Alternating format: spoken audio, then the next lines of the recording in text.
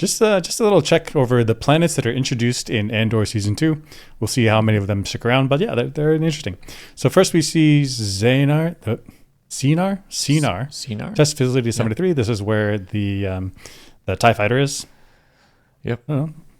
Seems like a nice place to visit for a week. Not live here. Too cold. Too cold for me. And also, but the Imperial facilities, look at the facilities. They're just clean and crisp and well built. Mm-hmm. Man. Mm-hmm. I mean, I wouldn't want to work for the Empire, but I'd want to work in this facility. Yeah, that'd be so cool to have like security clearance and like you really feel like I'm doing something important. Right. And if you've got funding like this, like holy crap, yes please. But not for the Empire.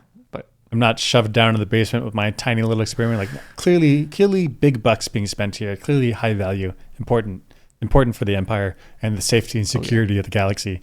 I wouldn't want to work for the Empire, but I would want to work for the safety and security of the galaxy. Like that's pretty good. It's a pretty good thing. For sure. Oh man, and they meet in places like this.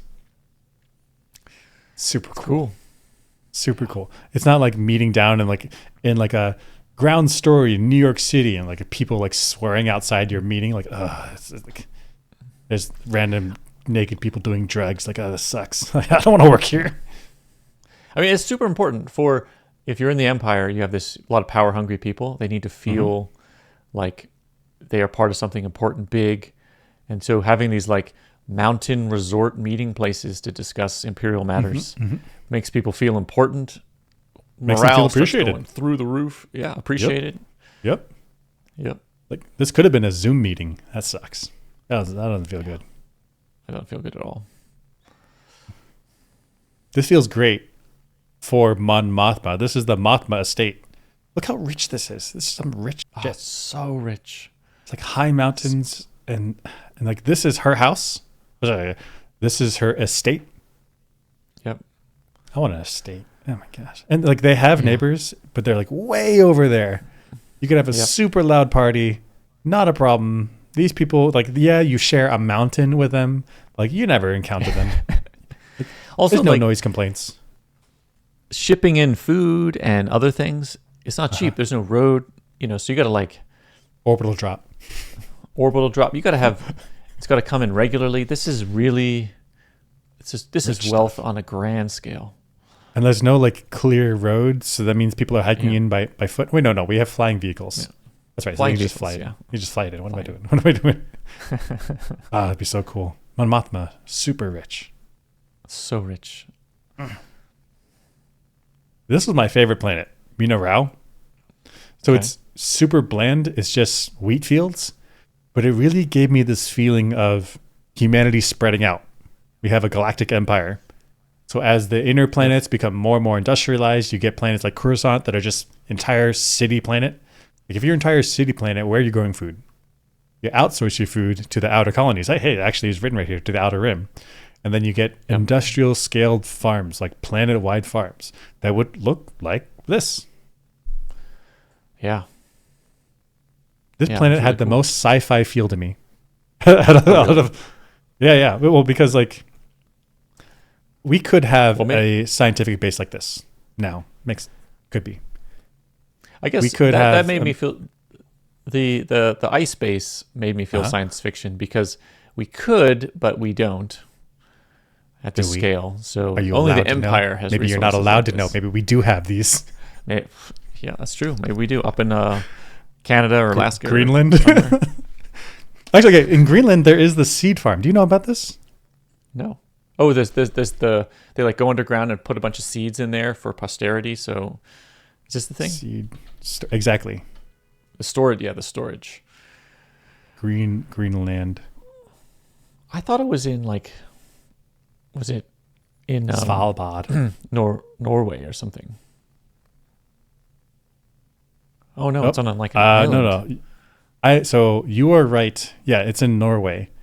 There's the Svalbard Global Seed Vault. And so let's look at some pictures of that.